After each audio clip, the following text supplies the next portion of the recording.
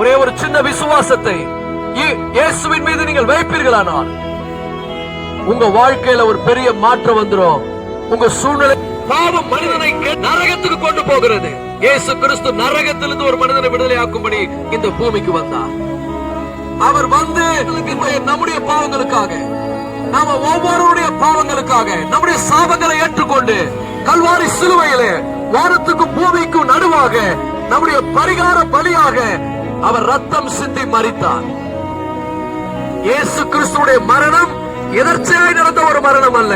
அது உங்களுக்காகவும் எனக்காகவும் அவர் தன்னை பலியாக்கின ஒரு அற்புதமான தியாக பலி.